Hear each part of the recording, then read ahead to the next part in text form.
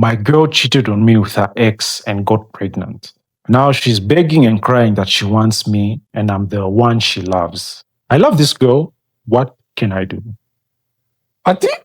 I want to repeat the message. No, I heard it loud and clear, man. You love this girl who got pregnant by her ex. Women are good pretenders. A woman can stay in a marriage with 5 kids that are not yours and get away with it. Women are good. They can get away with what they need. You know this thing where you say, after God, fear women. Anyways, that's not me. No, what I said is that there are some women who are just born to cheat. Yes. They're not women who are meant to settle down with one man. That's why, remember there was a story I told you about a while back when I said that there was a lady who was a side chick. She got married, divorced, and went back to being a side chick. So I was just like, oh, so you're just born to be a side chick. You cannot be born to be a side chick. It's society and environment. Okay.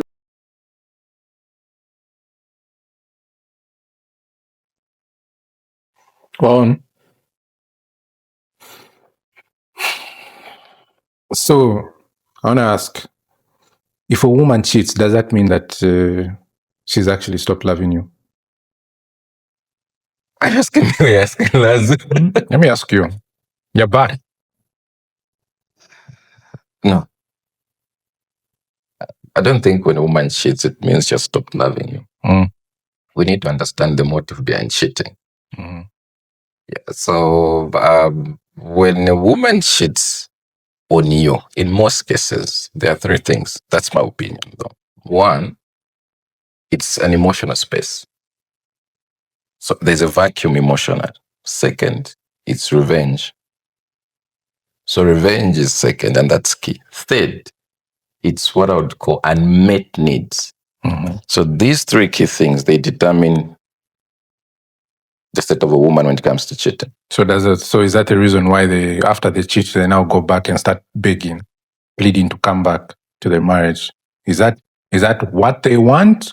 Or maybe they're just manipulating the guy into just accepting them back? Because if you say that they still love you, then why is it that most of the time when women go back to that guy, they continue to cheat on him? It's not always like... It's not good to say when a woman goes back to the guy, she'll end up cheating again. But what we're saying is, what triggers women when it comes to cheating, it's emotion. I've been hurting. So I want you to feel that I've been feeling also. So because of that, it triggers a revenge mode, which makes them cheat on you. Because it's spontaneous. She'll cheat on you. It doesn't mean she'll stop loving you. But it's an element of wanting to punish you or seek attention again. Because at times it's a situation where she wants to feel seen and heard, and she wants to prove herself to say, I'm still attractive. Okay, before you answer that question, but what do you think? What, my opinion on why she cheats? Yeah. I think some women are just born to cheat, man. I've said it before that there's some women who are wife material. There's some women who are just born to be shared among men. And there's nothing you can do about that. So it's better you accept reality, assess her qualifications. There's a reason why when you own a company, you don't just hire anyone. You assess the qualifications if they're right for your company. So you assess the woman if she's right to be your wife. So that's what I personally believe. Okay. So when you look at how he's responding, right? Yeah. He's saying you assess a woman to see if you can settle with her. So you'd find that somehow, there's an element of us men being at fault. Why our women get the shit? Jonathan. Yes. But it's a bit unfair where you get to settle to say, women are just cheaters. It's the same way women think men always be men. No, we're not stating that. He didn't state that women are cheaters. He said assess her past. Before that, you know what you said? They're natural born. No, what I said is that there are some women who are just born to cheat. Yes. They're not women who are meant to settle down with one man. That's why, remember there was a story I told you about a while back when I said that there was a lady who was a side chick. She got married, divorced, and went back to being a side chick. So I was just like, oh, so you're just born to be a side chick.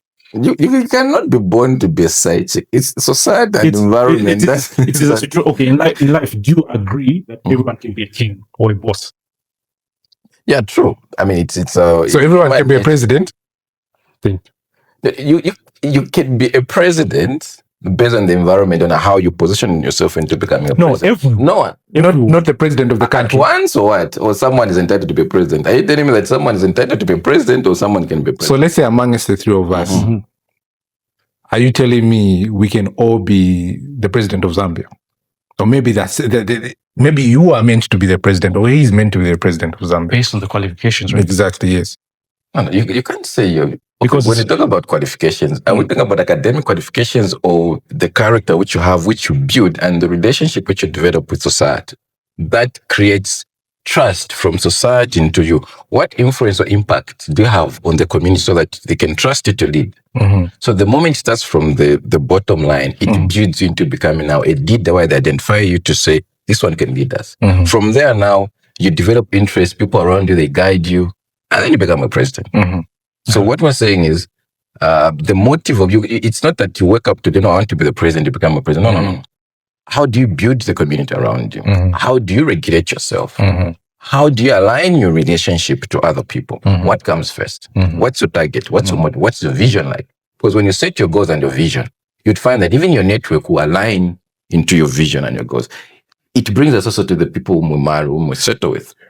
Because if my partner does not support my vision, there will be a vacuum that will make me become more attracted to others, or another alternative become attracted to me. Okay, so I wanna ask you a question. Going back to the woman cheating, do you think a marriage or a relationship is fixable when a woman comes back saying that I'm sorry? She begs, I'm sorry that I cheated on you. Because I remember this story, this Yango guy, we were heading to Nipa, and I told him about a side chick mentality book that you're releasing, right?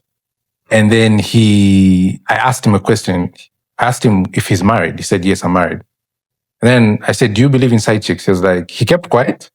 And instantly I knew that this guy has had or he has a side chick. And then he says, Bwana, I've been married for a while and I had a side chick. And the reason why I had a side chick is different from the other reasons why men get side chicks.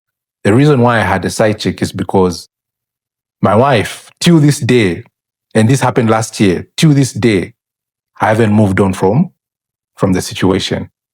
This woman told me, and this was 3 months after it happened, she told me that she slept with her best friend's husband. I was shocked. I thought maybe she's lying, she's trying to get to me. But she explained every detail. The guy even called me if I was home or if I'm coming back. I said no, to take me time to come back home. It was on that very same day, the guy was actually sleeping with my wife. Now, the question is, how can you forgive a woman that actually betrayed you? Because me, Bwana, I felt betrayed. I was hurt. My pride was gone, But I still love this woman, but I chased her away from my house. So then again, my head, because they don't have children together, and they've been married for, I think, 5 years. I think that's what he said. Now, my question to you is, because she came forth, not that the guy discovered it, she came forth and apologized. And she said, the reason why I came and apologized and admitted this to you is because I felt guilty and you're a good guy. You didn't do anything wrong to me. Those are specific words. Now, do you think that is fixable, that marriage is fixable if a woman cheats on her husband? Seeing that she came forth to you and told you that I'm sorry for what I did, and she's been trying to make things work. That's interesting. So here's the thing. Yeah. I'll speak in my own capacity as Jonathan. For me, when a woman cheats, it's the same thing I mentioned maybe last time. I've drawn red lines. Yes. If a woman cheats, whether she's been, I don't know how I can describe that. Yeah. Whichever level of love we had, whether it was beyond 100%, 1000%, when a woman cheats, for me, she's gone. Yeah. You get? So, him, if there's room for him to forgive, you can tell from what he's describing it, you get. He has failed to move on. We need to understand the impact it causes when a woman cheats on a man. She came back, she opened up to him, she told him to say, oh, you're a good man. That's why I've come to tell you. Okay, thank you for your honesty. Bye, go back to where you're coming from. Yeah, I mean, there's an element where certain things can be forgiven. I described in my previous conversations to say there is emotional cheating and physical cheating. Emotional cheating I can forgive because it's a build-up to that. The moment I discovered that there was a physical cheating happening between the two, that's it, because it hits me bad. I'm a man. I was created in the image of God, and it hits me on the ego, the masculinity in me. I'm a provider. So when a woman cheats, I mentioned it triggers two things in me. One, the shame. Second, the anger. The anger can forgive within a shortest period of time, but shame can't. So shame triggers what? Humiliation. I'm a nobody when a woman cheats on me. I have to build myself. My confidence is killed. So what we're saying is, by any chance, if you have not cheated on your man, whether it's your boyfriend or what, do not cheat at any cost. Because he will never forgive you. The anger part of it, yes, he can forgive. But the shame which it triggers, it invokes shame in you. The first thing that comes is that I'm not a man anymore. How can something which I was born to protect, provide, and build a legacy be taken away from me? So that's the only connection which you have. So when we're saying that cheating is not good at any cost, we mean it, especially when it comes to us men. But I'm not saying, men can cheat on women. No, what I'm saying is cheating at any cost, in whichever format, it's bad. Because from the women's side, look at our conversation when we started, we were saying, no, women can cheat. So it's a two-way thing in both cases. So what we're saying is avoid cheating at any cost. But when you cheat, you're gone. But why is it easier for women to forgive a cheating man than a man forgiving a cheating woman? Because men were born to cheat, my friend. This guy. Men are meant to have... Anyway, I won't finish that part. I've seen it in the comment section. Right? Yeah. Women just said that, no, I've just accepted it. Men were born to cheat. It's wrong to think that's the perception we're trying to change in how women perceive men. Remember, what drives cheating? Like I explained. Cheating, when it comes to women, it's different. When it comes to men, it's different. Men, in most cases, cheat because at a certain point, they feel not valued. Validation becomes void. And validation is a package of what? Am I being praised? Is my partner present? Am I having a good peace of mind? This is what drives men into cheating. The moment we discover that those are lacking in our actual partner, the alternative attraction becomes accessible. When it comes to women, like I mentioned, it's what, I don't feel like noticed anymore. So retaliation, which is vengeance, and unmet needs from women. So those are key things that makes women cheat.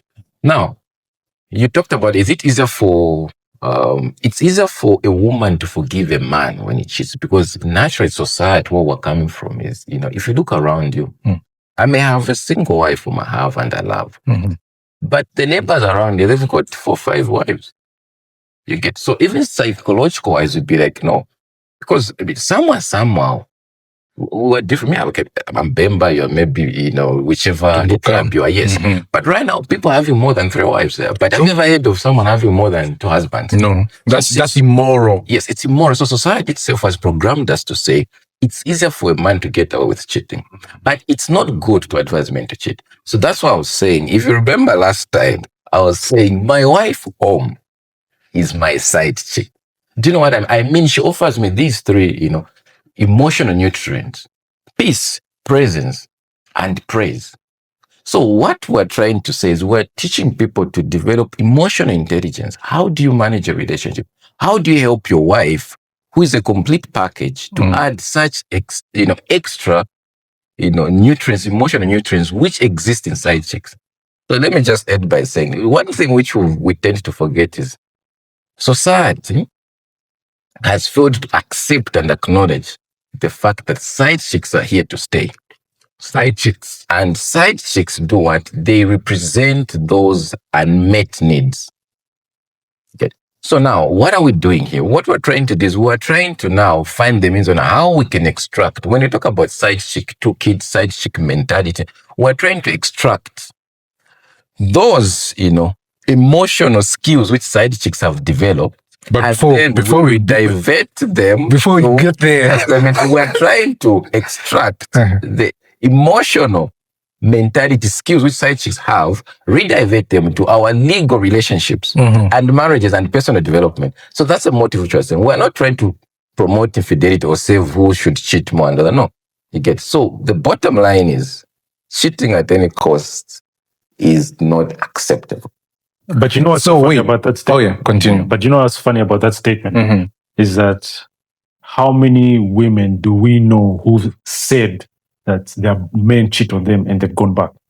So doesn't that really contradict your statement? If it's immoral, then why do women stick around no matter how many times a man cheats on them? Before we actually go far and answer that question, I want you to talk about your side chick mentality book. Last time you came here, we never dived deep into it. I want to know what actually inspired you to actually write this book and when it's going to be released and what topics we're going to dive into. Because I read, I'm almost done with your book and I should say it's actually very interesting. So, yeah. So Jonathan is our guest for today's episode. Once again, talking about side chicks, how important side chicks are in society. No. So what inspired you to actually, create the book? Or write the book, I should say. It's interesting when I try to connect the dots where the inspiration came from and all that. But in most cases, the aspect of side chicks is coming from my profession. I'm an economist by profession. So what I've come to understand in my experience through communication with the communities, not just within Zambia, across Africa and beyond borders, is that we need to quantify the effects of unstable relationships to how they affect the economic development of a nation. The inspiration from my side comes from the fact that if you look at our country, Zambia, we were rich 60, 70 years. We were richer than Singapore, South Korea, and all these countries that are happening right now. We will change, because I've seen the trends of changing presidents who attack President HH, President ECL. So even right now, we're undergoing a season of elections. Trust me, we can bring in a new president other than HH, but these countries will remain poor. We are not focusing on what drives the economic development of a nation. So from me, I'm saying, how about we speak the language of emotional intelligence or relationship intelligence? This is no longer a private matter. It should be an economic infrastructure which you have to deal with. So that's where the inspiration came from. So my argument is that if you, David, you don't have a stable home, you get my point, it will affect the national growth of a nation. But if you, David, you have a stable home, you've got a loving wife, you are at peace. When you go to work or you're running a business as a CEO, as a founder, as a co-founder, your workers, you'll be able to create that strategic decision and it will affect what? The institution where you're working. From the institution where you're working now, it will have a ripple effect. It will have a resilient community. Resilient community presents what? A stable nation. So what I'm saying is when we discuss such things, we need to find the means on how we can present our arguments, our statements to the public.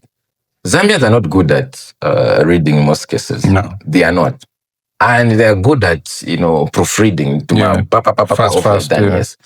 So, which brings us to the next point. The side chick mentality book will be released soon, but it's just a minor component of what we're trying to work on. There's an initiative which we will launch soon. It's called the National Relationship Initiative. That initiative, it's riding on 3 frameworks. One, we're talking about the personal regulation. It starts from there. We want to teach and train our target audience, especially the school-going students, to say you need to start from personal regulation first. Second is relationship alignment. When I talk about personal regulation, I'm talking about how do you handle stress? How do you manage a conflict? From there now, when you develop a stable, personal regulation stance, it's easier for you to know now relationship alignment. When you talk about relationship alignment, so I think about how do you manage a home and what comes first? Because there are certain men that are born not to marry. Some of them are born to just have a contract between a lady. I need you for 3 months. Within that period of 3 months, we can screw each other and that's it. Yeah. But society forces us to do what? To marry. So now, and there are those that have come to a conclusion to say marriage is a drawback. So what comes first? Is it career breakthrough or marriage? So we need to align people according to their vision and their ambition. The top 5 richest people in this world are divorced, and yet they are rich. So you'd find that there are those that are leaning towards the fact that no, marriage is drawback to I want to be rich and be stable. We guide such people. There are those that believe in marriages, because marriage is a plus. One of the greatest examples of successful marriage is the president of Zambia. He's a successful married man. He's a rich man. He's stable, and he's coming. The reason why I consider him to be one of the greatest examples is because he's coming from Southern Province where polygamy is legalized, it's allowed. But and we don't even have to give credit to him as a president. We need to give credit to the first lady. How has she managed to build a man into a king dimension as a president for so many years? You can look at what they went through. Yeah. So what we're saying is now we align people. Who's your role model? Is it the HH version where you balance both relationship and become a successful rich man? Or the other whereby, no, for me, I think based on my strength and weaknesses, I'll follow this. In the sports world, we can talk about Cristiano Ronaldo. He's not yet married, but he's one of the greatest. You bring Messi. Messi is a successful, married man, yeah. Married man, yes, with married families. His best friend, yeah. They are all there. So we have such youths whom we need to align based on whom they follow. So that's why this framework comes in. Then the last one is the one we talk about resilient impact. Because we have identified, we have gone through these phases. We build stable families, stable homes, and a stable community. When the community is stable, the society is stable, it will have a ripple effect on the economic development of a nation. So trust me, we cannot fix this nation until we fix relationships, one home at a time. Because we've seen that the divorce rate is actually increasing. 80% now, Yeah, true. Which is crazy. But before you actually get to that, you had asked him a question. Yeah, I was saying that if cheating is immorally correct or wrong, then why is it that women stick with men who cheat? It doesn't make any sense to me. Because wouldn't it be easier for them to leave the relationship the moment he cheats? It doesn't make any sense to me. Yeah, it's true. Since a lot of women are saying that I can never stay with a man that cheats. So, but why is it that a lot of them go back to a man that has cheated on them like 4 times? I mean, you told me once that there was a man that, in order to chase away some girl who's really obsessed with him, he even told her, I have someone else, I cheated on you, but she still kept on chasing him. Oh yeah, it was another Yango guy. You see? Yes.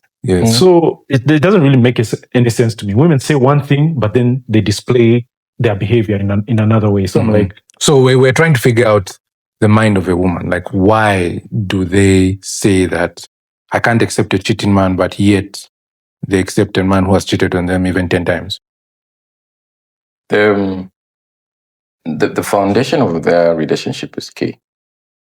In every relationship, you'd find that. And speaking of different women who share different backgrounds with regards to their partners, there are those women that would say, if my husband cheats, he's gone.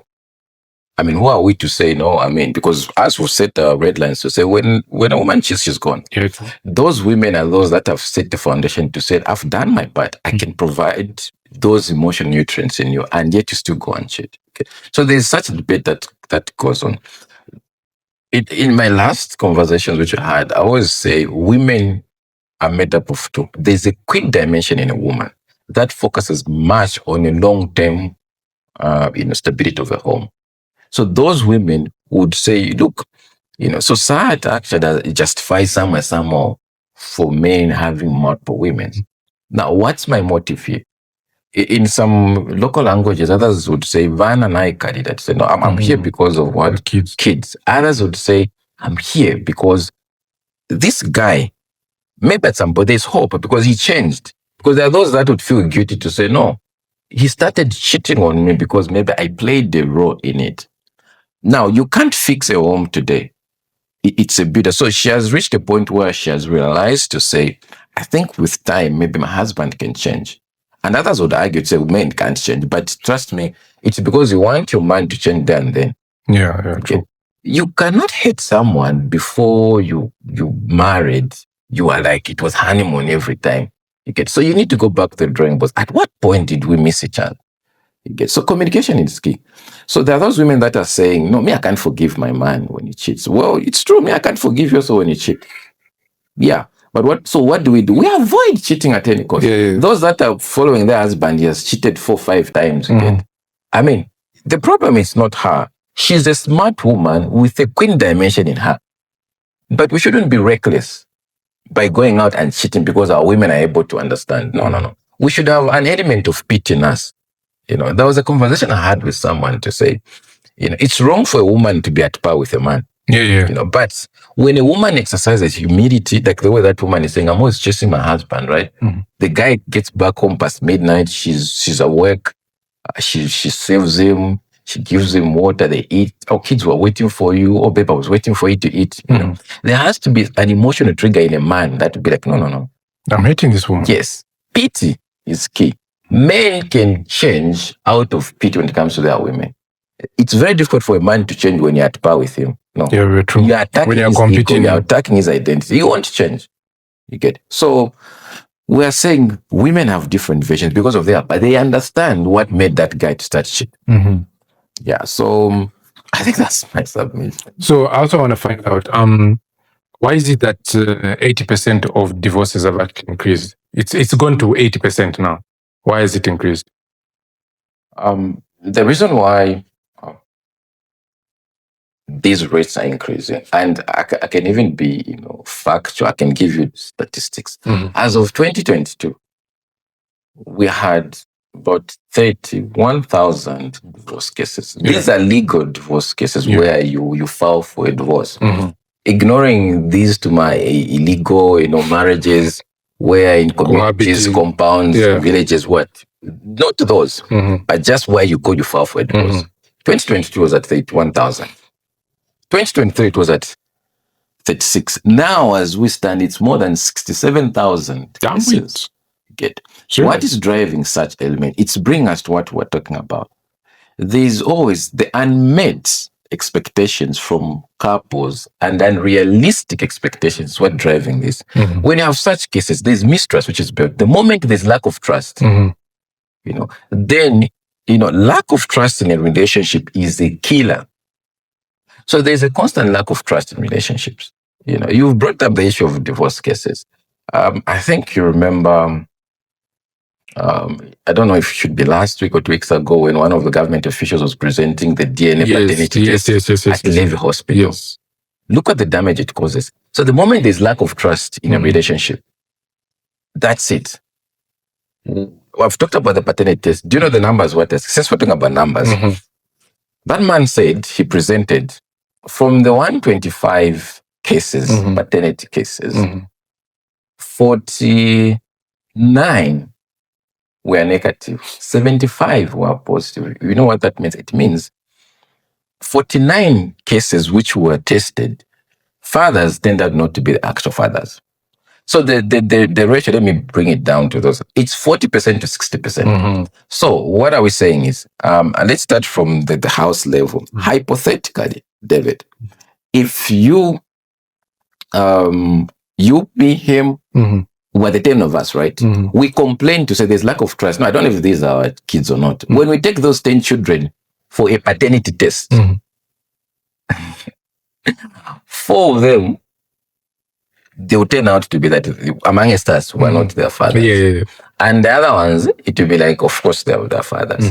Now, I don't want to rationalize it into a national context, but for the sake of one example, What I'm saying is the paternity tests are where you file for complaint, there's lack of trust, and then they do the test. Now, if the entire country, let's say Zambia, where men are concerned, we complain to say, no.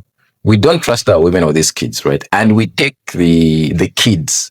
I'm emphasizing on an element of lack of trust because when a conflict is built, it's based on that paternity test. So it's wrong to say the nation, 40% children are not their father's 60 or what, But hypothetically, I want you to understand the number so that you see how messed up this country is. Okay. So for every 5 children which you have, there's a possibility that 2 are not yours. Yeah. If you file for a complaint, if you've developed a lack of trust. Yeah. Okay. So these numbers, the numbers which we're talking about, they are giving us a heads up to say we need to guide our young ones, couples, married people on the importance of emotional intelligence. Because emotional intelligence will give you self-awareness, you know when to engage, and you develop trust. And the reason why such things are happening, that's why I'm aligning all this nagging in your homes with your girlfriend and your boyfriend. It's affecting the economy at large. When there's lack of trust, families collapse. When families collapse, children are suffering. That's why you're seeing a lot of street kids there. When children are suffering, there's lack of productivity in institutions because men are constantly cheating, wives are cheating. There's unstable. Now. Yes. Now, when institutions are not operating efficiently, it means the economy will crash. Yeah. So we have to go to the foundation. Yeah. So the rise of such, it's lack of trust, which is built. And trust me, it doesn't come there and there. This thing of infidelity, cheating and all that, it doesn't pop up there and there. No, it's a build-up to the environment that has been created over a certain period of time where the personal needs were unmet. Like I was saying, the aspect of cheating and lack of trust, it's a build-up. It doesn't pop up there and then. No. It's not spontaneous. It's a build-up to the environment that has been created where both partners have felt that their unspoken needs and unrealistic needs are not met. So that's where the build-up is. Okay. So I want to ask, why is it that divorces are initiated more on women than men? Because a lot of women initiate a divorce and then now end up regretting it. Maybe you ask Laz. Why? I'll just repeat the question. Why is it that more divorces are initiated by women than men? I mean, on that, have to determine why they got married in the first place. Like some marry because they love their husband, or they love the man, then they get married to him. Some, it was more like, I'm just settling. Some maybe want the fantasy of having a wedding. And we've heard it before, where the moment she got married to him, within a few months, she files for divorce. Exactly. So meaning, so you just wanted to fulfill that fantasy so that you can show your friends, your family that you're capable of getting married. Now, the moment you got bored, immediately decide to file for divorce. Why is that? It's very difficult to comprehend or agree to the fact that most women, file for divorce. But in the simplest term, women build homes and they're resilient.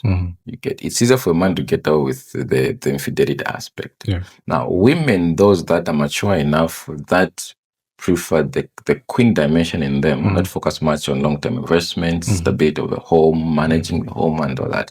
They always reach a point where they're tired. Remember, they go back, they push themselves into a reserve mode. When a woman enters a reserve mode, she starts saving her energy.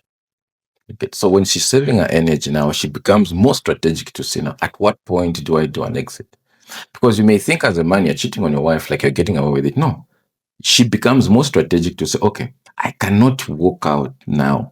I need to benefit something out of it. Wait. No. You talked about cheating. Yes. What if the man didn't cheat? What if he was taking care of the house, doing everything, then just for her to even file divorce? Because there are certain comments I've seen online where this man said that when his wife was down, jobless, he took care of her. He invested in her health, and all that. But the moment the roles were reversed, it's like the moment things got difficult, she left. And he even said that, no, I didn't do anything. I was loyal. I didn't cheat on her. I spent my energy just making sure she was taken care of. But the moment it was her turn, she left me. And I've seen similar statements like that for a while. Exactly. A lot of them. Why do you think that is? No, it's true. I mean, we're talking about different women with different motives. Women are good pretenders. A woman can stay in a marriage with 5 kids that are not yours and get away with it. So what we're saying is, it's important. It's very difficult to fix such scenarios.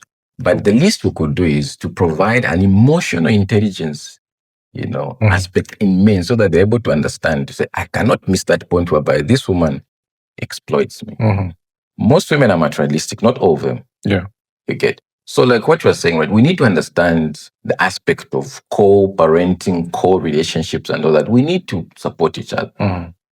In a scenario where, sometimes you can even do, a test before it gets to that point. So the predating phase is also key. In that predating, what do you focus about?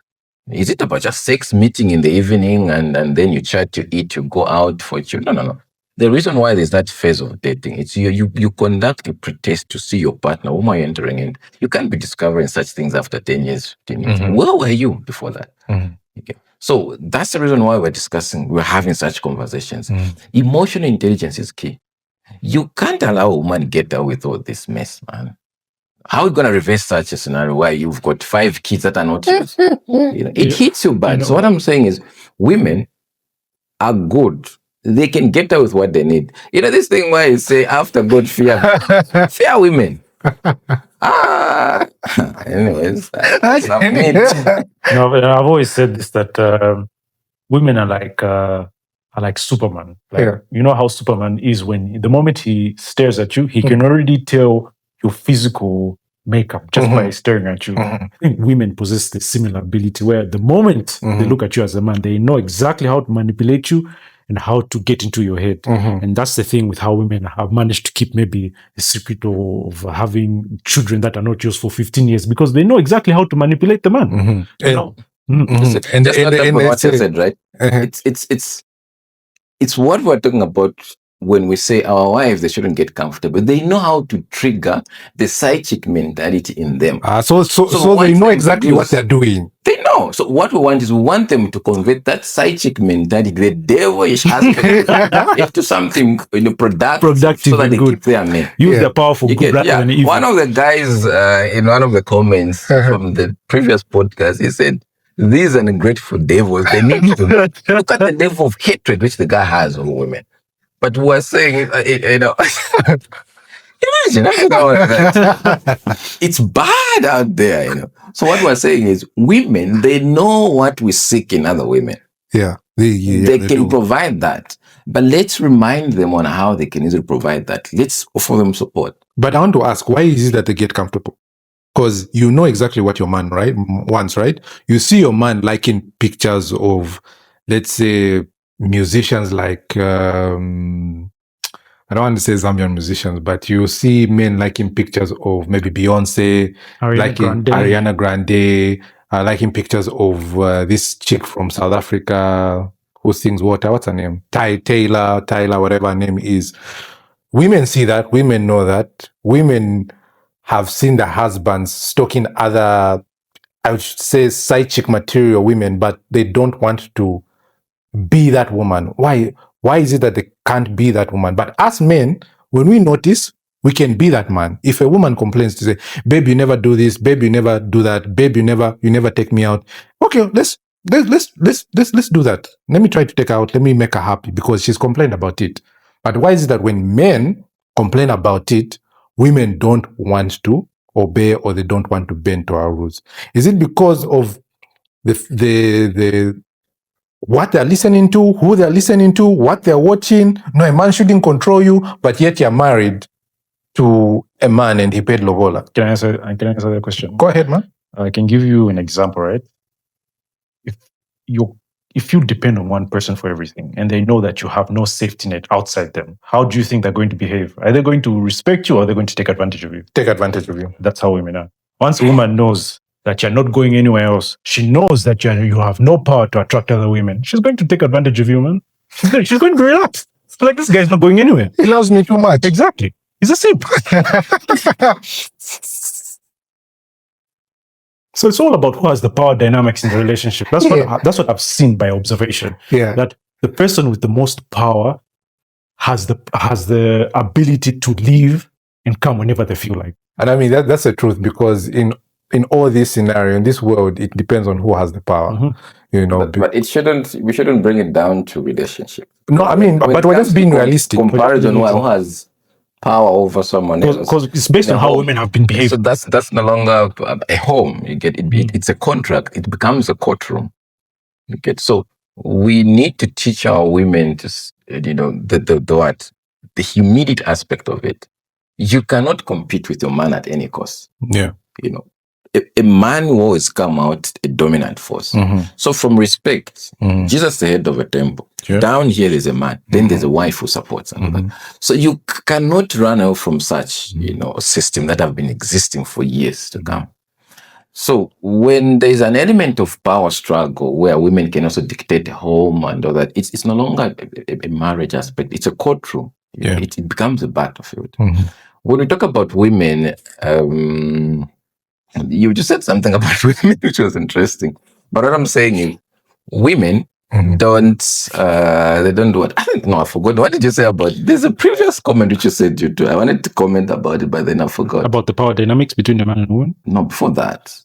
Oh, options? She knows that you've got options. She knows that you don't have options. That's why she knows that you can't leave. That's why she doesn't bend to your will.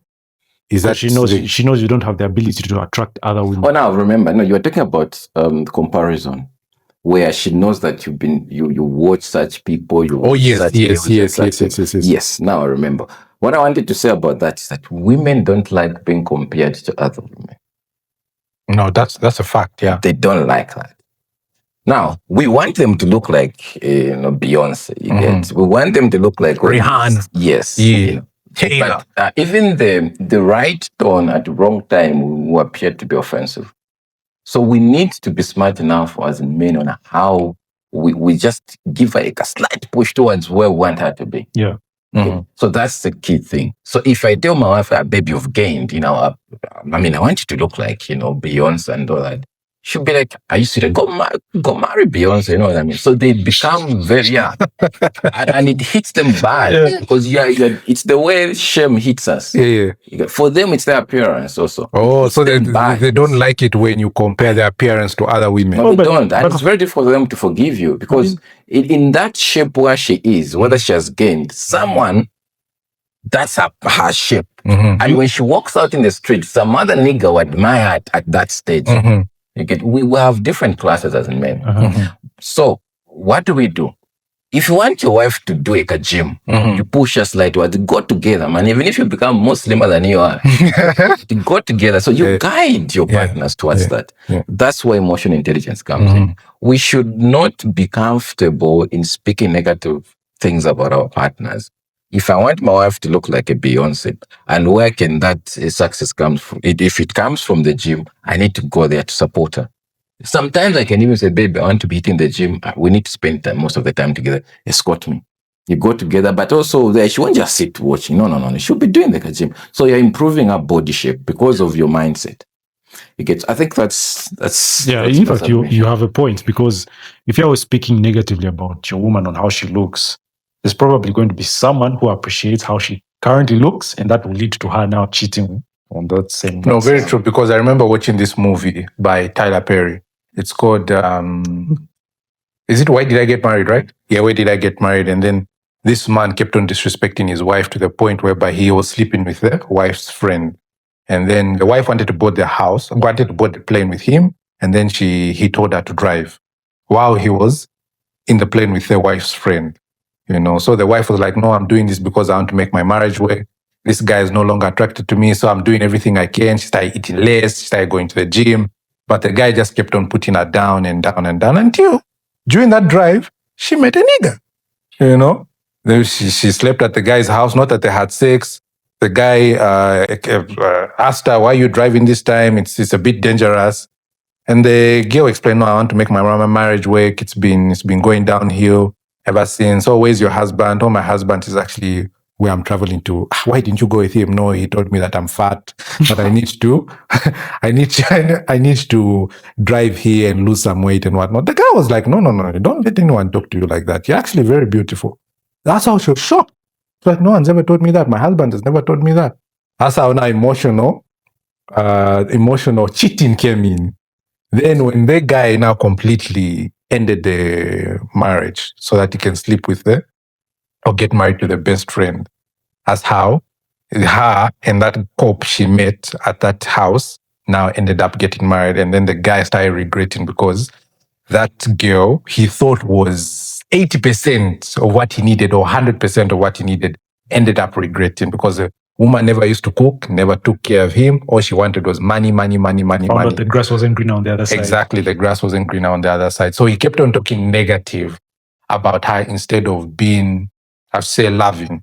So that's what you're. That's I get the point that you're talking about. Yeah, I get the point. That just goes to show you that if you're not the right kind of man, meaning you won't attract the right kind of women. Because even if you're the wrong kind of man, you attract a perfectly well-behaved woman. Mm-hmm. The relationship dynamic won't work. Won't work, yeah. Yeah, exactly, because you expect her to be a certain type of woman. Mm-hmm. But the fact is that when men meet women, it's all about character and personality, right? Mm-hmm. It's not about looks. Mm-hmm. So when you decide to step out of the marriage and go for someone because of looks, chances are she's also going to be a major disappointment, if not worse. Yeah. Especially God has got ways to punish people. In fact, I even know a man. I won't say his name. Say his name. No, I can't say his name. John? He lives close. He's very close. James. I won't say his name. So this guy decided, when I just met him by accident. Mm-hmm. So I was like, "Oh, how's it been? How's it going?" I was like, "I'm not doing good." I'm like, "This is my house." So I'm like, "Who are you staying with?" "My current girlfriend." "Current girlfriend? Weren't you married?" "Yes, I was." And then he just laughed and explained that what happened was that when my wife came home, she found me sleeping with another woman right there in the living room. And she was chasing her around the house, and after she left. Yeah. So after that, my wife ended it. We went our separate ways. Mm-hmm. Now I'm currently with my girlfriend. I regret, man. My wife, I miss my wife. This girlfriend just keeps complaining. My wife used to bring peace. So I told myself, like, wow. So even men suffer for the choices they make when it comes to cheating. Exactly. Because I always used to think men can get away with it. Yeah, true. I think it brings us back to what we're saying. Mm-hmm. At any cost, cheating is not justifiable. Mm-hmm. So if you can develop the emotional intelligence where you convert your wives into side chicks, they develop a side chick mentality. Okay? Let everything, you have everything with you. Mm-hmm. So focus much on what you have right now. Build it. Mm-hmm. When we reach a point where you're always saying, she can never change. No. Go back to the drawing boards. At what point did you start, having such unresolved conflict? You're right. Because I had a message from a Zimbabwean guy. He said he's been married to this woman for a long time. He sounds like he's in his 50s. He's been married to this woman for a long time. And then he said he had a side chick, and his wife found out about it. And then she divorced him. Down separation, I should say. So he said, "Men's conference, what should I do? Because I love this woman. I've just discovered that I love this woman very much. And I've decided to dump the side chick. So how can I win my woman back? Because I can't sleep. I keep on thinking about her all the time." So, yeah, it goes back to... For how long have they been? I think for over 20 years. Over 20 years. Mm-hmm. Because he's in his 50s. Because I don't think a bond like that can just vanish. No, it doesn't fade. Exactly. At some point, I talked about love. Mm-hmm. Love never dies. Yeah. When you have that bond, you lock it. Mm. It just fades, rediverted into something else. Yeah, true. You get so, from 5 years going up, that's something strong. You get regrets will always be there. Like I said, I sound selfish because yes, the chances of a woman forgiving a man was cheated are high than the other way around. Mm-hmm. Yeah, as selfish as it may sound, it's easier for a woman to reach a point whereby, okay, cool. I forgive you, but don't do it again. And it's very difficult for a man to say, okay, babe, I forgive you, don't do it again. No. Because of the emotional damage it hits. And also, I want to ask a question. Yeah. Who stands a higher chance of cheating on their man? An educated woman or an uneducated woman? Yeah, that's a very good question. Jonathan, answer that question. An educated woman? Or an educated woman. We're talking about a woman who's got like degrees compared to this woman who's got like just grade 12 certificate. Exactly. Who stands a higher chance of cheating between the two? In my opinion, the one who is educated. Why is that? She can easily get away with it. What do you mean? When she's smart. Look, women that, here's a woman, man. When a woman, the higher a woman goes in terms of her career-wise, she becomes more exposed and more resilient. And she's able to determine what her end goals are. So it's easier for even her to fake relationships and marriages to get what she wants. A woman who is smart and exposed. Yes. A grade 12 school leaver, those are the ones who are coming from. If you see, those, even marriages last. Most of our grandmoms, our grandpas, those are the women they were settling for. And most of their relationship and marriages have lasted. But we are living in a world where I cannot settle for a grade 12 school leaver. True. Because if I'm upgrading my academics, right, I need to what?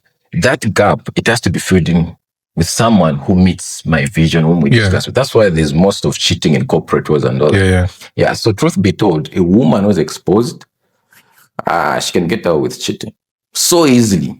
Where you get comfortable even for 20, 30 years in your marriage. You are what? In the comment section, most women are busy saying that it is hard to catch a woman cheating, but it's easy to catch a man cheating. Do you believe that? For me, there's an element of truth in it, because most women, because I believe that what drives most women when it comes to cheating is retaliation. And where they feel like, okay, there's an emotional emptiness in them. And because us men, what drives us, it's not about having sex and all that, it's the motive. Remember, I always say, as much as it may sound offensive to ladies, our ladies don't fix our problems. Women boost our confidence for us to fix what we're going through and be able to provide to our homes. So that motive which drives us, if I'm not getting that support, the presence from my madam, the praise, and I'll seek that into another alternative. Now, in my effort of seeking that, sometimes it's not even sex. You'd find that I click with my secretary at work. Why? Because my vision, which makes me successful, if I'm doing fine, when I go to a boardroom, I present the script I'm reading, it's been written by a secretary or someone else. You see how we're aligning ourselves? You'd find I would even spend most of the time with her. But the sex is just a byproduct that comes out of it. Because maybe the lady's motive is different. You get? So what I'm saying is, cheating should be looked at in a different angle. And we need to agree the fact that side chicks, they cushion men's stress. Now, speaking of that, I want to now dive into the side chick toolkit that every woman should have. So for the women that are watching, this is a leakage. The side chick toolkit that all of you should have in order for your husbands to obey you, or in order for your husbands to listen to you and find you sexy. So what are those side chick toolkits? Since you write it in your book, so probably the women like to find out. Okay, first of all, let's understand the entire subject in this context. Yeah. We are not trying to promote infidelity in whatever aspects. No. What we're trying to do is when we talk about the side chick toolkit every woman should have, or the side chick mentality, it's what I mentioned earlier on. We are trying to extract, due to lack of a better term, the confidence and the skills which side chicks present. Once we extract that, we redirect them into our legal partnerships, legal relationships, marriages, and personal development. So these toolkits, there are a lot, but most of them that I would describe, why you can even squeeze some of them into the same one, is one of them is the perfume. Yeah.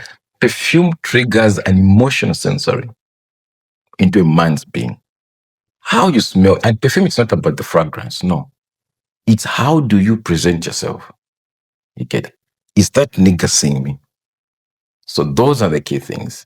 When you talk about passion is not how often you have sex, no. Passion is basically how you describe yourselves. It's how do you feel when you're around each other? You get the curiosity, the admiration, the affection, everything. I'm here. I see you, I value you. Okay, so those motives are key. And they're intentional. Everything should be intentional. When we talk about passion, we also talk about presence. The world has grown noisy right now. So your presence is key. When you develop that motive, these three key things are key. Perfume teaches us to be what? Not to lose ourselves. When you talk about passion teaches us not to lose the admiration between ourselves. Then we talk about now the presence teaches us not to drift among us where we break. That's the key thing. So when you work on these, I've explained them in details in the book, where how you can develop such, what I would call emotional nutrients. Now let me just break down on the perfume. Side chicks, now we're bringing side chicks in this context. Side chicks do these things intentionally. I'm not promoting expensive perfume, no. Trust me, side chicks smell of fantasy. How does fantasy look like? Fantasy is where that perfume itself, it's an escape mode for a man. You get where I'm dragging that man into a fantasy world without responsibility. So that's the smell of a fantasy, side. It's fantasy, my guy. So when a side chick walks here past you with the perfume, it's intentional. It's not realistic or honesty. The realistic and honesty in the smell is where now we bring to our partners. With no offense. A realistic smell and honest smell. It's a smell of the aromas of cooking oil in the kitchen, baby lotion, all those things. Like even the normal day smell of a long day from our partners. That's a realistic. It's realistic because it's real. And it's a honest smell. So there's nothing wrong with a small from our partners. And the reason why I'm talking about this, as much as it sounds funny, it's because look at where we're coming from. How was our relationship? These are unexpected, needs, and some of them are unspoken where we're coming from. Because when we're dating, we meet these girls as in friends, girlfriends, and all that. 16 hours, whichever time. They spray themselves, you get, So, but when we settle with each other, that's when you discover the real ladies now. Without wig, those Brazilians are off. The body wise. Now you wake up in the morning, it's you get, because they put those layers. I don't know if they're 10 layers. What do you call those? They're foundation. Layers of foundation or makeup. Foundation, their faces. So now in their marriage, they start now getting comfortable. They now remove those layers from 13, which I got used to seeing. They're back to now 3 layers, 4 layers until it's 0. You get my point? Until it's 0. Yeah. So, and you can't keep on faking or hiding such presentation. So the pre-dating phase is key. Get used to your naturalness. I think that's one of the luckiest things I had in my wife, because I got used to seeing her in her naturalness. We used to take a lot of long walks, with my madam. It was rare where we would go, we used to go out, but I got used to seeing her in her naturalness, so that even if when she spices herself up, I'm like, this is good, baby, you look beautiful. So get used to the naturalness of each other, and that's key. That's what I'm talking about, the perfume aspect. So there's nothing wrong with why you get to spray. It's not expensive perfume, even like a 20 kwacha perfume, but consistency is key important. Smell. So do not get comfortable because of what you've scored in your relationship. No. Trigger those emotional vibes which you used to have way back and learn something. Men don't always look for other women because of sex and all that. No, they usually look for a version of you that has stopped existing, that used to exist before the world went messy.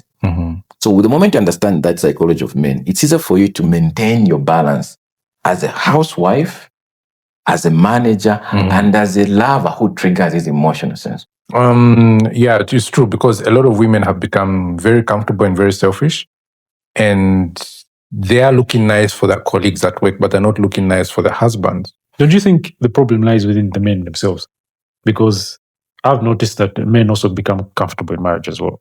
Is that what initially attracted the woman to begin with, you stopped being that person now when you got married because you got comfortable because she's there now.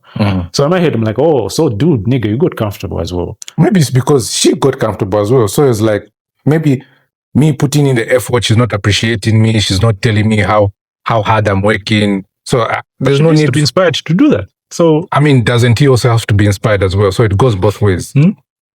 So you see, he's on the woman's side, you're on the men's side, which brings us to the same point. It's both ways. So what is it telling us? It's telling us to say, I think communication is key and having an emotional sensitivity on both parties.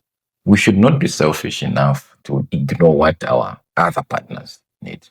And let's be sensitive and active in our relationship. Communication is key. What we're noticing or witnessing is that we are good at communicating on media and not within ourselves. It's easier for me when I'm having issues with you, with my partner, right? She texts the friend, she texts, instead of her just talking to me. And that friend of hers, it's fun. She'll forward to someone else. So it becomes a funny aspect of it. And then they'll start now bring it up to the public. They'll talk about it with her. They start now telling us some negative aspects of it. And some of them could even be positive. Yeah. But why have you stopped communicating to each other? Okay. So sometimes also ask men, if we want to achieve something, it's easier to also lower ourselves a bit and send the message. Use another alternative. Become strategic. And always remember, the right message with the wrong tone at the wrong time, it won't get anywhere. It becomes offensive. So if we know ourselves to say, when we've done our personal regulation by virtue of you being a man, you have to lead somewhere. You understand to say, look, my wife's weakness is emotional. She cannot sustain such languages and all that. So let me see how I can explain to her so that maybe let's start building something. As long as your partner has not yet cheated physically, or you have not discovered yet, there's room for you to lower yourself a bit and fix your relationship. But you can't fix it after she has physically cheated. She's out the door, man. You remember what you said to me a couple months back? You told me that the reason why women, once you sponsor their education, their tuition in school, and then they decide to marry someone else instead of you is because you're focusing on leveling her up rather than you leveling yourself. Exactly. So that's why I brought in the statement saying that most men, it's their fault for the women not really focusing on them, is because they've stopped focusing on what makes them a man. No, but true. But you can't completely put this all on men because of a woman's behavior. She's a grown-up. She knows what she's doing. She's getting a degree. She finished at grade 12. There's no way you can tell me that she's still down enough for her not to notice what she's doing. Because at least she needs to take accountability for hating that man and for acknowledging that, oh, maybe it was my fault for him to go and sleep with someone else, or for him not to develop himself because he was focusing on me. So you can't completely put that on the man. I mean, technically, women are emotional; they're not logical, because what you've just explained is a logical type of perspective, and men like that can think like that. But so, are you telling me that she goes to work emotionally, or she uses her brain or logically to get the job done? I mean, technically, it's different, because when she's at work, she's mostly focusing on what she needs to do. But when she's at home, it's an emotional attachment towards her. So what you've said that she can choose to be logical and to be emotional. So why can she choose to be logical? She can choose to prioritize what's important to her. So it basically goes back to her. It goes back to the husband, because it goes back to her. He hasn't presented himself as a prime important objective in her life. No, it goes back to her because she chose not to prioritize him. Exactly. Despite him putting in the effort. Because she thinks he's less important. And in order for you to think like that, it depends on the presentation you're giving your woman. Sometimes you can put in so much presentation, but yet she's not giving back. So what is it that you do? This is why most of them go outside and find side chicks. No, I'm serious. I mean, you find that the side chicks are appreciating the guy's efforts, but her, she's not. Yeah, because they're at a certain level where they're not as high as the guy who's like who she's being a side chick to. You see the difference? She's what? I'm saying the difference is that the only reason why she's appreciating the guy is because she's not at the same level as the wife. Trust me. Okay, but let's say, what about the secretary? Mm. The secretary who's not the guy. Yeah, but she's a secretary. She's not higher than him. Higher than the guy or higher than the wife? No, she's not higher than the guy. That's why. Because this is why you've heard the statement saying that when the man gets money, he goes for his type, right? So meaning when he didn't have money, he was only able to attract women at his level. I mean, that statement only comes in when probably he hasn't dated that girl for a long time. And the fact is that he's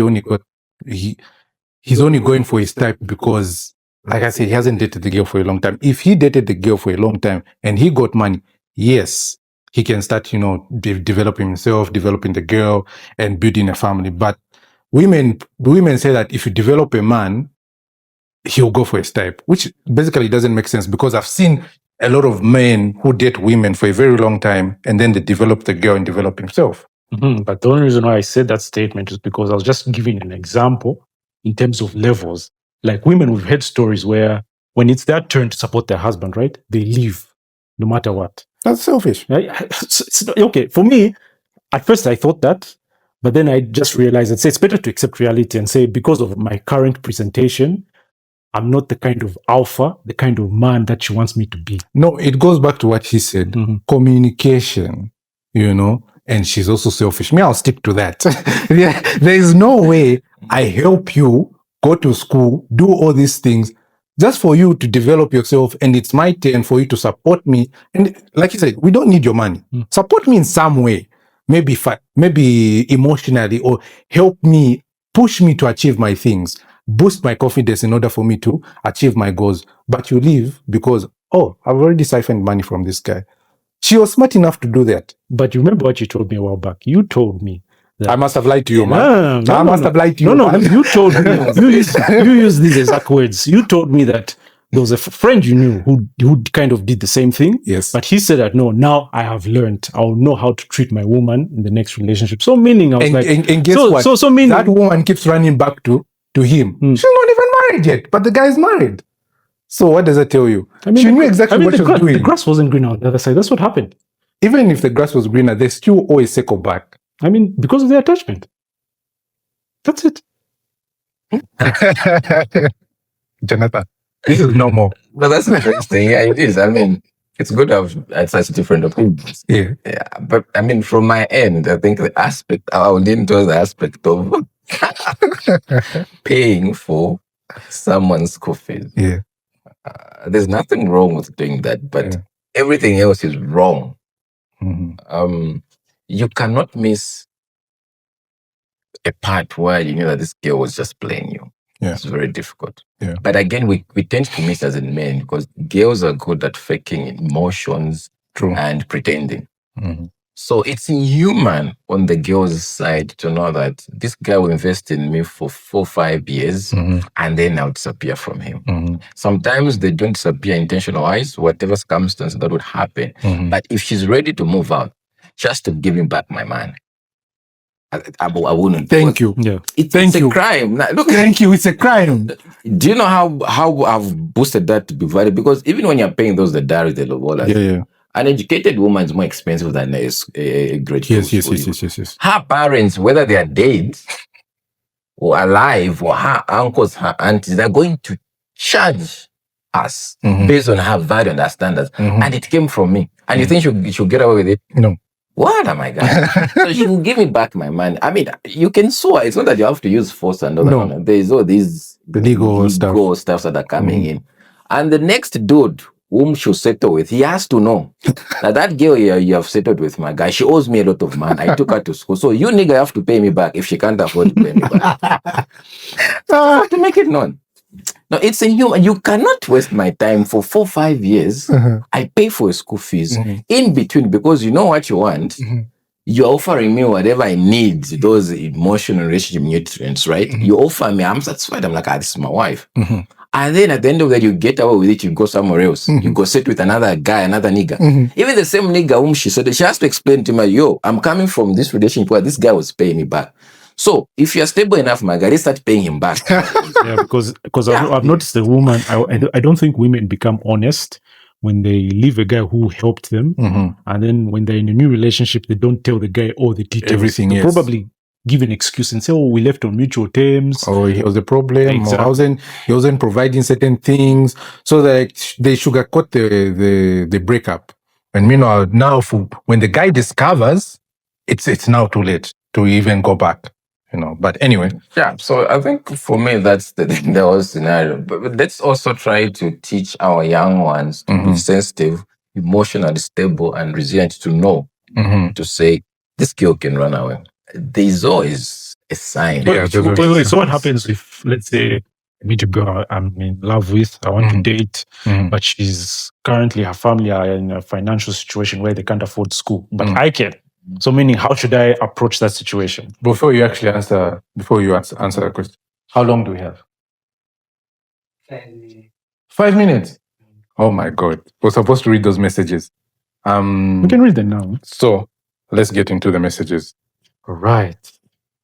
So the first message. We even have messages. We have. The first message goes by saying, "Hello, men's conference. I'm a 30-year-old man from Kitwe. I wanted to ask, what are the good qualities must a man look for in a lady that has a child and is still communicating with her baby daddy?"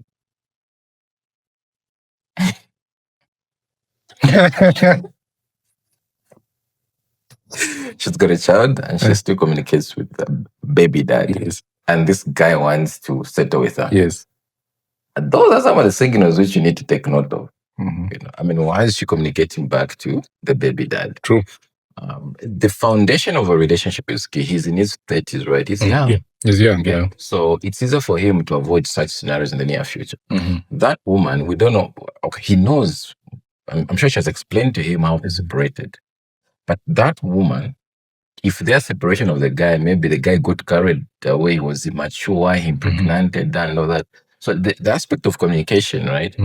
It's like maybe they're trying to get back together, or he's checking up on the son, and you cannot avoid that. No, you can't. He's a baby daddy. Yeah. So what do?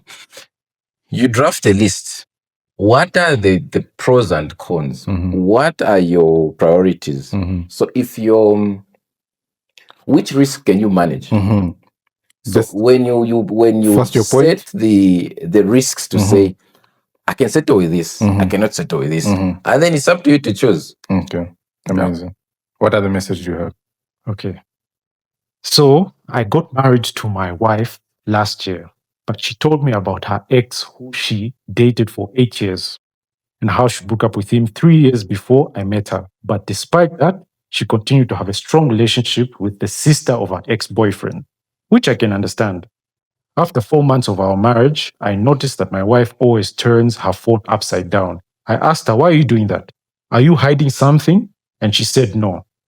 However, my instincts told me otherwise. I always felt that something is not right about this woman. And I also noticed that whenever she was talking to her ex-boyfriend's sister, she never mentioned me by name. Then I overheard her on the phone with her ex-boyfriend's sister telling her to message someone. And my wife replied that I texted him 3 days ago, but no reply, but I will text again. I suspect it was about her ex-boyfriend. Then I asked her on 2 separate occasions if she's still in contact with her ex-boyfriend, and she swore that she doesn't talk to him and doesn't know his whereabouts. Then I found out through her text messages on her phone that she has been talking to her ex-boyfriend for a very long time. She apologized and said there's nothing between them. The only reason she talked to him is because the guy is going through a tough time. But in the messages, she called him the following names: "Babes, I love you. You have me. I will always love you. Don't do this to me. Love you lots." Names that she barely calls me her husband. Now, can you tell me that this is not... What is it said? Now, can you tell me that she is not dating or still in love with her ex? You want to respond? Because I've seen people be like, "Ah!" You feel like jumping and walking into this. I'm going to what's wrong with you? Those are signs. Exactly. And those are signs. And look at how stable their relationship was, 8 years. And she's been communicating to the ex. So it's, I'll be on women's side. If you want to settle with a new man, do not disrespect him. cut off your past. And if she wants to sit with the other guy, where she say, he's undergoing emotional what, go and settle with him so that you fix the whatever is going on with you. My guy, that's a red flag. Yeah, I mean, we can't share a home with two men, No. So you're diverting the attention. And phones destroy homes. Yeah. I won't lie to you. When I talk about phones, I've never had a password on my phone. True? I've never had a password. The moment I would put a password to them, my wife would know like what's going on, what I'm hiding. So this thing of, as much as that may sound offensive to the public, as long as you've got a password on your phone and you're in one house with your wife, somehow, there's an element of cheating, either emotional or physical. You cannot have a password in your home between you and your wife and don't have access to each other's phone. No. So this thing why they've made it legal to say, no, privacy is key. In whose house? In my house? No. So the issue of passwords, the moment you commit, it's very difficult to fix these relationships that already exist. But with the youth that are coming up, we just have to tell them to say, the issues of phones start from there. When you marry each other, if possible, exchange your phones. Start communicating. Cut off the past. When you create a room where you have to entertain your past relationships, and that's where it starts from. Yeah, true. So he's accusing her. Maybe they have not even slept. She has not slept with the ex. But those conversations, look at the way they're triggering the man. He will snap. He's a man. He will snap. True. So yeah, that's definitely a red flag to me. 100% red flag. You need to sit her down. If she doesn't listen, my guy, there to get the hell out. Start afresh. Yeah, start afresh. Find someone who doesn't have a connection with someone in their past. If they do, you really need to put boundaries in it. Just tell her, nope. You did it? Nah, that's not going to happen. What other message do you have? My girl cheated on me with her ex and got pregnant. Now she's begging and crying that she wants me and I'm the one she loves. I love this girl. What can I do? I think... Let me repeat the message. No, I heard it loud and clear, man. You love this girl who got pregnant by her ex. She got pregnant, but he didn't really specify on whether the child is his or the ex. I'm drained, man. That. What are you saying again? I'm saying that he just said that the girl cheated on him and she's gotten pregnant, but he doesn't really know if the child is his or the ex. Well, so he learned that she cheated on him. The ex.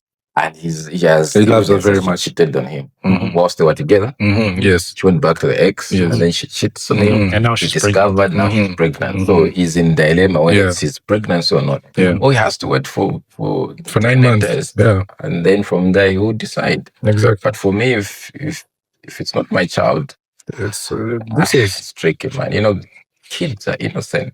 I'll tell her, babe, okay, I'll take care of your child, but not in my house. Because if you need anything, I move out. Because how am I going to reverse that? You can't. It's not my child. Yeah.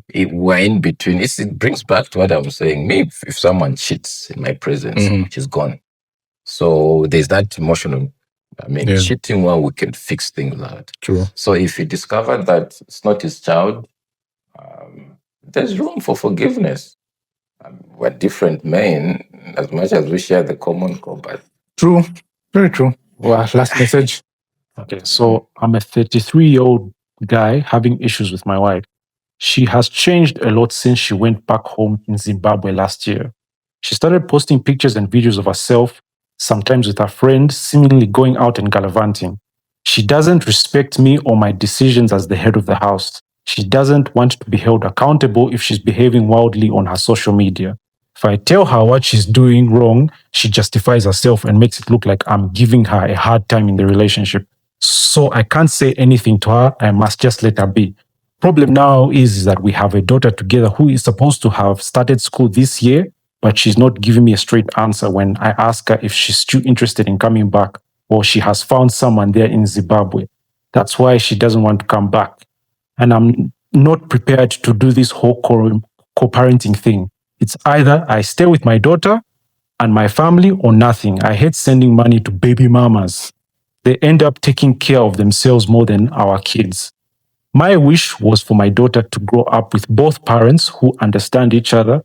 But if the mother doesn't share the same vision with me, then it's selfish and unfortunately unfair for our little girl. Advice, my G.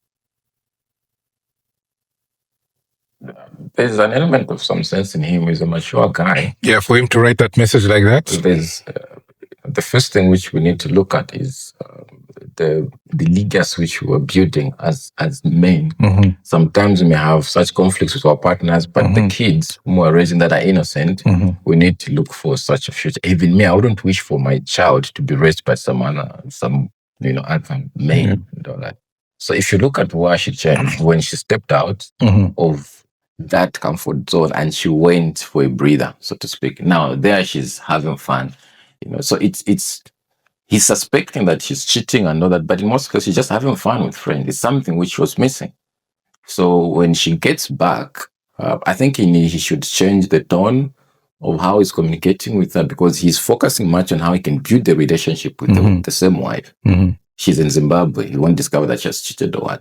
So I think let him adjust on the tone on how he's communicating to her, because those are signs where when she's back here, she should have fun. They should be going out and she's showing him what she was missing here. That's why she hasn't blocked him on the status. She wants him to see. Yeah, I mean, how do you block you block me, man? How do you block me? So you cannot block your husband on the status. What are you hiding? That's already like emotional cheating. Yeah. So, and she's transparent. He's seeing that those are signs, those are signals which she's sending him, babe. We should have fun. Let's be playful. And it's one thing which we wish in our partners.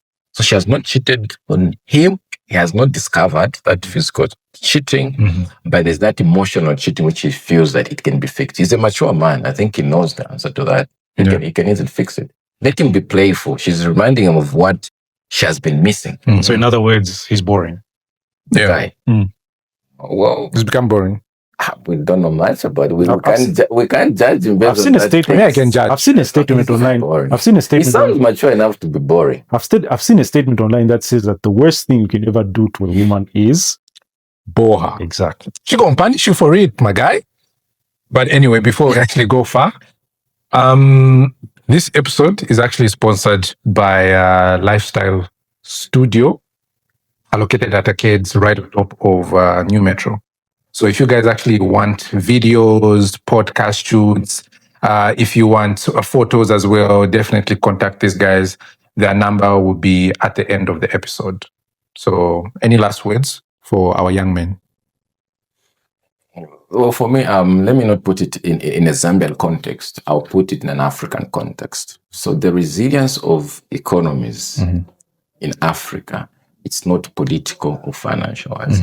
It's relation wise. That's what we're moving to. So when we fix relationships at home level, it will trigger an efficient, what I would call workforce. From there now, it will trigger a resilient economy or state. So let's no longer, we shouldn't look at, these, relationships as just private matters. No, they've got an economic and developmental impacts on the nation. So we need to fix relationships one home at a time. Amazing. Last words? Yeah. I mean, I'll keep it short and brief. Put yourself up there as a man. Woman should come second.